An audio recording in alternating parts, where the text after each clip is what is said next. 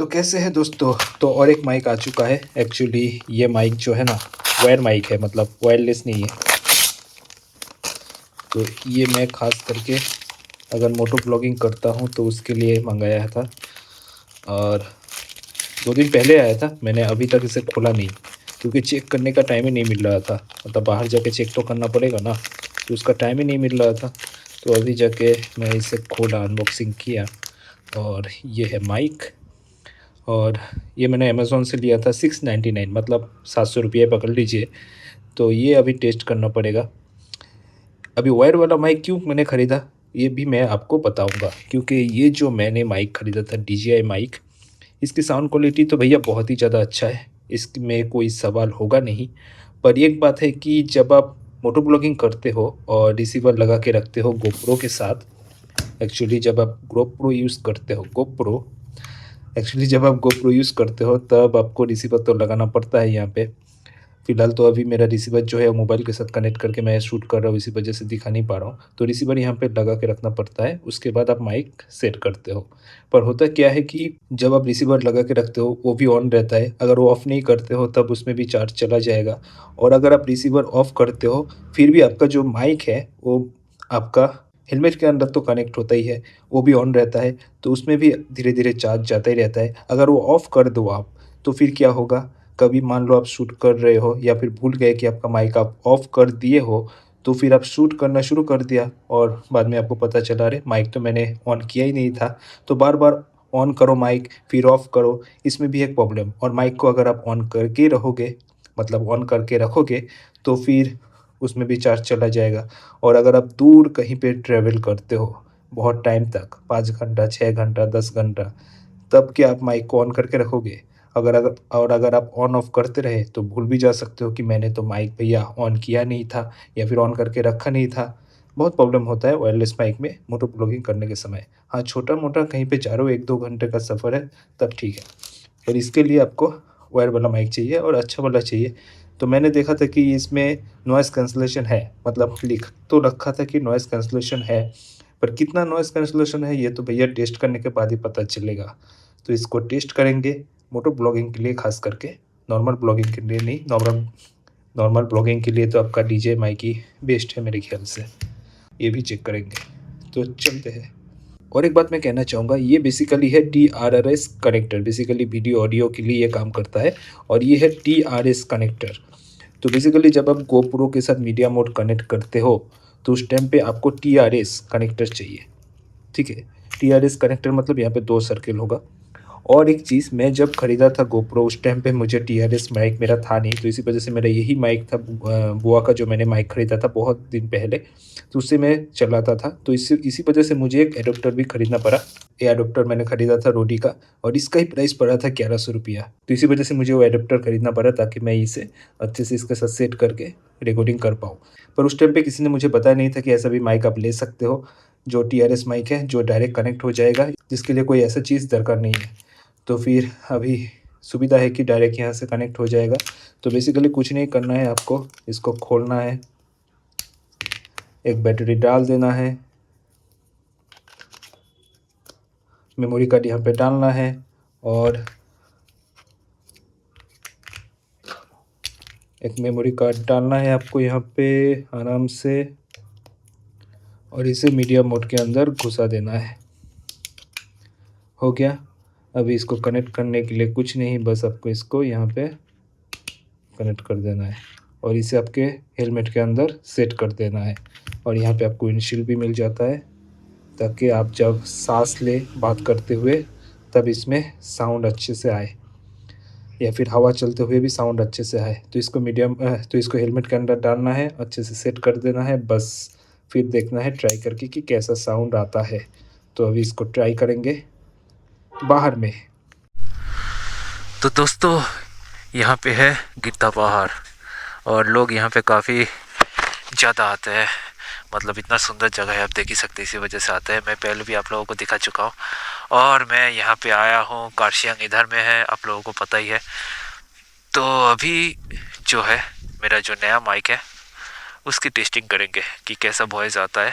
फिलहाल तो अभी मैं गाड़ी का साउंड, मतलब गाड़ी बंद करके रखा हूँ, इसी वजह से साउंड वगैरह नहीं आ रहा है। कोई नॉइज़ वगैरह भी नहीं आ रहा है, तो मेरे ख्याल से अच्छा साउंड ही आ रहा है। तो नॉर्मली अगर आप ब्लॉगिंग करते हैं तो फिर ऐसा साउंड ही आएगा, पर ये बेसिकली ये एक्चुअली ये माइक मोटर ब्लॉगिंग के लिए ही है, क्योंकि इसकी जो वायर है काफ़ी ज़्यादा छोटा है, तो इसी वजह से मोटर ब्लॉगिंग में कैसा साउंड आएगा वही देखेंगे। तो फिलहाल तो आगे बढ़ते हैं, और ये रास्ता कहाँ तक जाता है वो भी हम लोग देखेंगे अभी, मतलब कहाँ जाके ये रास्ता ख़त्म होता है। तो काफ़ी सुंदर रास्ता लग रहा है, काफ़ी सुंदर रास्ता है, तो आप लोगों को दिखाएंगे। चारों तरफ का नज़ारा भी देखिए कितना सुंदर है, पहाड़ी और पहाड़, चारों तरफ पहाड़। तो इतना सुंदर नज़ारा देखते हुए आगे बढ़ेंगे, माइक टेस्टिंग करेंगे, और रास्ता कहाँ ख़त्म होता है वो भी देखेंगे। तो चलिए चलते हैं।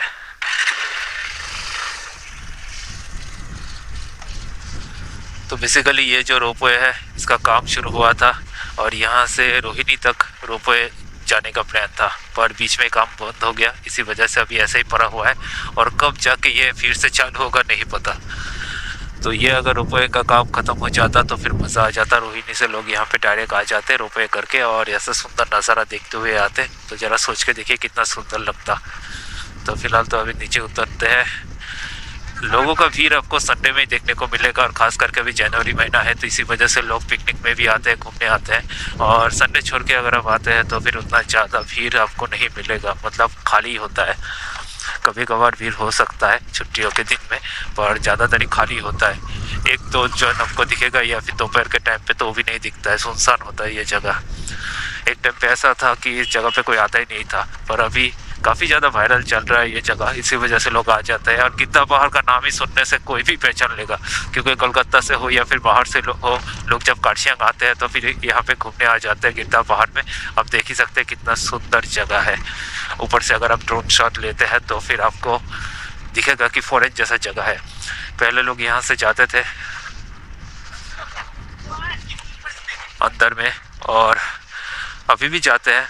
फिलहाल तो लोगों को मतलब खतरा तो है ना, आप अंदर से रिक्स लेके जाते हैं, अंदर में रिक्स लेके जाते हैं, तो इसी वजह से ऐसा घेरा दिया गया है ताकि लोग अंदर में ना जाए।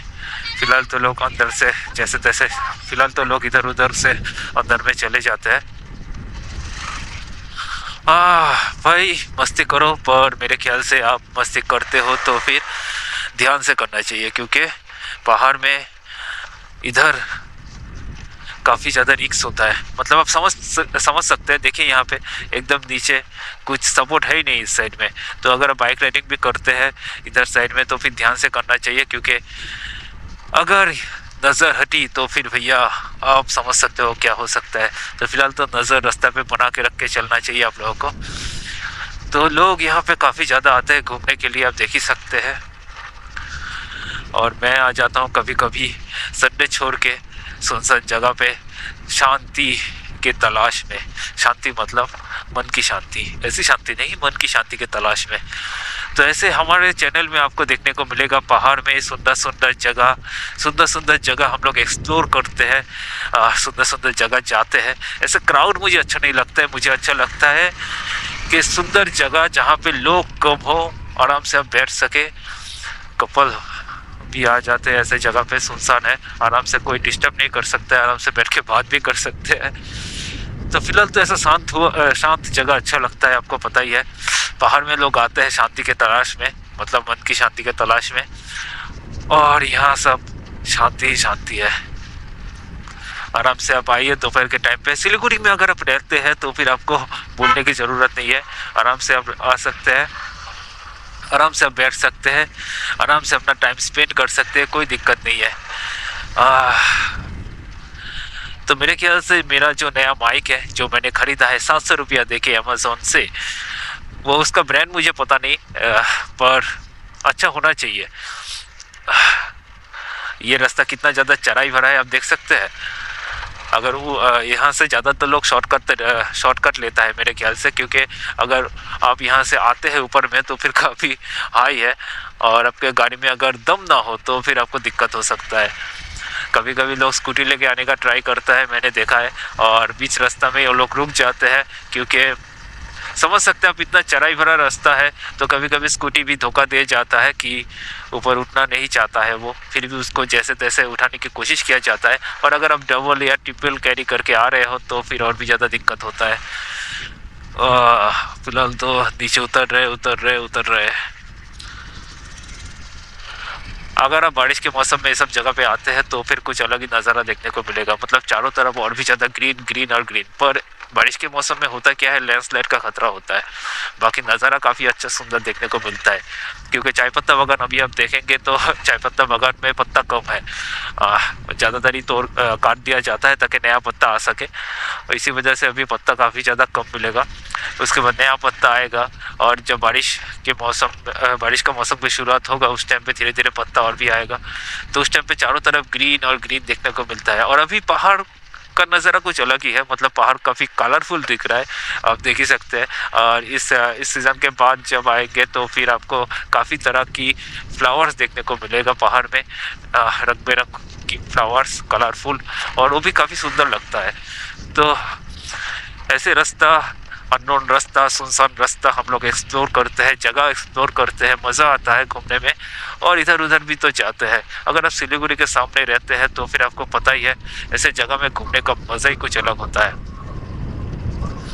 लोग आते हैं यहाँ पे, इधर उधर जाते हैं, घूमते हैं। फिलहाल तो ये जगह सुसु करने के लिए लोग बुक करके रखे हैं। क्या करते हैं, क्या करेंगे, पहाड़ में अगर आप आते हैं तो फिर सुसु करने का जगह ढूंढना पड़ता है। और जहाँ तहाँ आप सुसु मत कीजिए, थोड़ा बहुत ऐसा जगह देख के कीजिए जहाँ पे पोल्यूशन ना हो। वैसे सुसु से पोल्यूशन होता है क्या?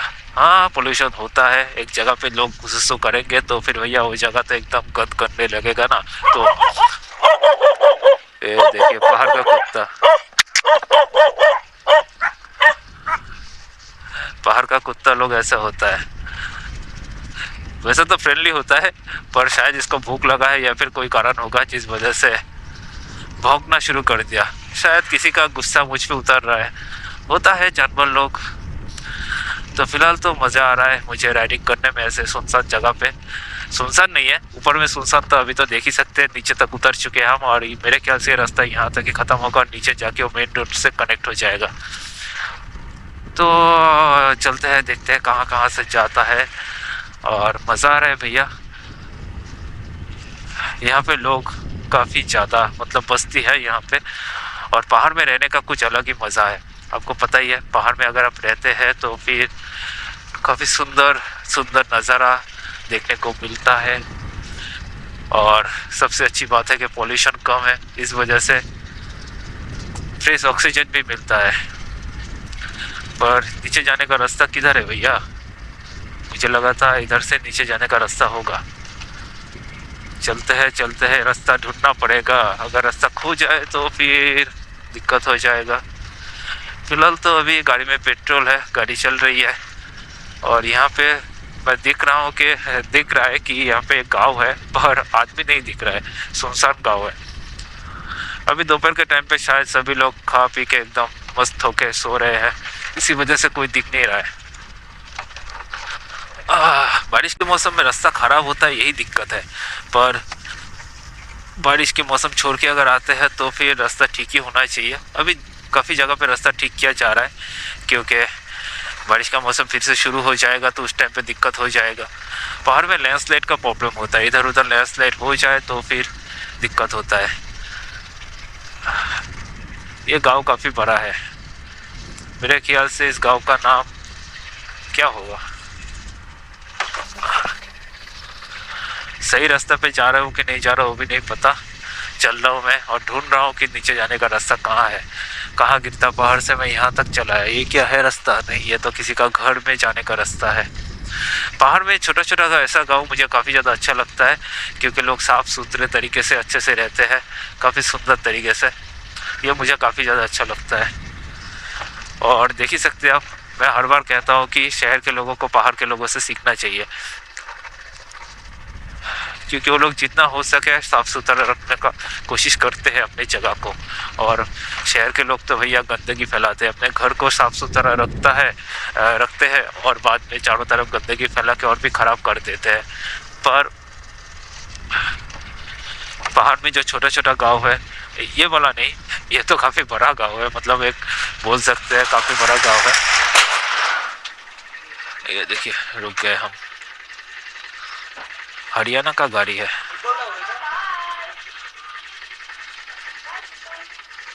हरियाणा का गाड़ी है। अभी हरियाणा से यहाँ पे आया है क्या गाड़ी लेके घूमने।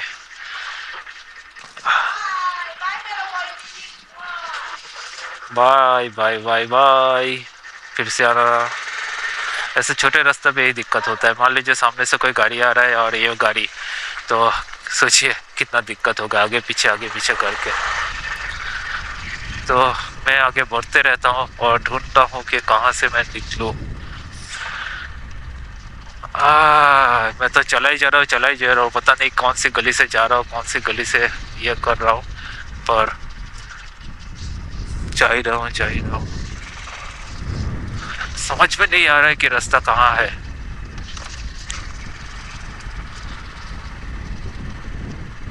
अच्छा, ये वाला रास्ता होगा, सिलीगुड़ी लिखा हुआ है यहाँ से, तो यहाँ से ये रास्ता होगा।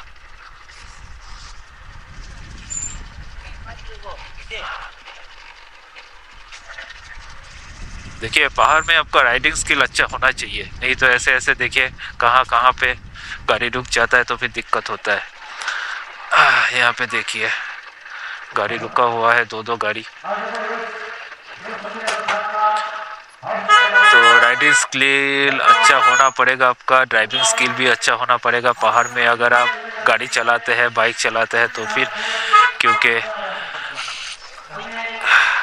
और टायर भी अच्छा होना पड़ेगा, नहीं तो स्किड भी करेगा, खास करके बारिश के मौसम में। अरे मैं तो यहाँ पे कहाँ पे चला आया हूँ, ये तो कुछ अलग ही बात है। किसी स्कूल का स्पोर्ट्स चल रहा है। ओह, यहाँ से रास्ता है।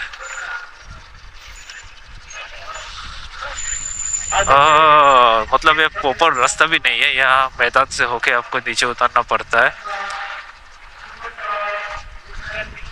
अभी मुझे याद आ रहा है मैं बहुत दिन पहले आया था यहाँ पे, और रास्ता इसी वजह से भूल गया था। इतना दिन पहले आने के बाद फिर से आया तो रास्ता तो भूलूंगा ही। और ये शायद गया बड़ी है, जगह का नाम शायद गया बड़ी है। तो ये एक शॉर्टकट है नीचे आने का। दाएं तरफ का रास्ता पकड़ के आप आगे बढ़ सकते हैं सिलीगुड़ी की तरफ, और सीधा जाएंगे तो कर्शियंग। तो हम लोग यहाँ से चलते हैं, आगे बढ़ते हैं। तो भैया आ चुके हैं नीचे और अभी जाएंगे घर की तरफ। तो माइक टेस्टिंग करने के लिए मैं आया था, थोड़ा बहुत राइड करने के लिए भी आया था। अभी बज रहा है 3:30, मज़ा आ गया राइड करके। तो आप लोग बोल सकते हैं कि इस माइक को यूज़ करना चाहिए कि नहीं चाहिए। मेरे ख्याल से अगर साउंड क्वालिटी अच्छा हो तो फिर मैं जाके देखूंगा, एडिटिंग करने के टाइम पे मैं देखूंगा कि नॉइज़ कैंसिलेशन करने के बाद भी, मतलब नॉइज़ कितना आ रहा है वीडियो में वो मैटर करता है। अगर नॉइज़ अच्छा खासा आ रहा है तो फिर एडिटिंग के टाइम पे थोड़ा बहुत नॉइज़ कैंसिलेशन यूज़ करना पड़ेगा। मैं ज़्यादा नॉइज़ कैंसिलेशन एडिटिंग के टाइम पे यूज़ करना नहीं चाहता हूँ, क्योंकि इससे मेरा जो ओरिजिनल वॉइस है उस पर भी इफ़ेक्ट होता है। मान लीजिए ओरिजिनल वॉइस का पैच कम हो जाता है, उसके बाद बेस वगैरह बढ़ा के उसे ठीक करना पड़ता है। तो ऑडियो में ज़्यादा एडिटिंग करना मुझे पसंद है नहीं, खास करके ऐसे ब्लॉगिंग टाइप के वीडियो में। तो इसी वजह से नॉर्मल रखना ही मुझे पसंद है। फिर भी नॉइज़ कैंसिलेशन तो करना ही पड़ेगा। बाकी देखेंगे, अगर साउंड क्वालिटी अच्छा आ रहा है तो फिर माइक को रख देंगे, नहीं तो भैया इसे वापस कर देंगे। तो ठंडा ठंडा हवा दे रहा है, अभी नीचे आराम से उतर रहे हैं, कोई दिक्कत नहीं है। ये रास्ता काफ़ी अच्छा है और ये रास्ता बड़ा रास्ता है, मतलब पहले ये रास्ता बना था, अंग्रेजों के ज़माने का रास्ता है भैया ये। मतलब ये टॉय ट्रेन लाइन तो पहले बना था, पहले टॉय ट्रेन लाइन से ही लोग जाते थे दार्जिलिंग तक। यहाँ तक कि जब वर्ल्ड वॉर 2 चल रहा था उस टाइम पे भी टॉय ट्रेन के थ्रू ही मिलिट्री का जो सामान वगैरह है, आर्मी का जो सामान वगैरह है वो भेजा जाता था। और दार्जिलिंग में जब भूकंप हुआ था, भूकंप जब बहुत ही बड़ा हुआ था इस साइड में, उस टाइम पे जब दार्जिलिंग में राहत का सामान वगैरह भेजा जाता था वो भी टॉय ट्रेन के थ्रू ही भेजा जाता था। तो इसी वजह से टॉय ट्रेन तो काफ़ी ज़्यादा पुरानी है। उसके बाद जब ये रोड बनाया गया, रोड बनने के बाद आपका गाड़ी भी जाना शुरू कर दिया पहाड़ में। और जब गाड़ी जाना शुरू कर दिया तो उसके बाद धीरे धीरे टॉय ट्रेन की डिमांड कम होने लगी। और फिर लोग गाड़ी से ही जाना शुरू कर दिया क्योंकि गाड़ी सस्ता पड़ता है भाई। अभी भी आप 250 रुपया में दार्जिलिंग तक पहुंच सकते हो और शॉर्टकट भी उधर रास्ता एक और बन चुका है रोहिणी होके, तो इसी वजह से अभी लोग वहाँ से ही जाते हैं। और रोहिणी वाला रास्ता भी अभी खुल चुका है, मतलब जो लैंडस्लाइड की वजह से बंद हो गया था वो अभी खुल चुका है, तो फिर आप आराम से उधर से भी जा सकते हो। तो यही बात है और क्या। तो फिलहाल तो इस वीडियो में मैं ये नया जो माइक है वो कैसा काम कर रहा है, कैसा साउंड क्वालिटी है, वही चेक करना चाहता था, तो चेक कर लिया और आप लोगों को भी दिखा दिया। तो फिर आगे बढ़ते हैं और मिलते हैं नेक्स्ट वीडियो में।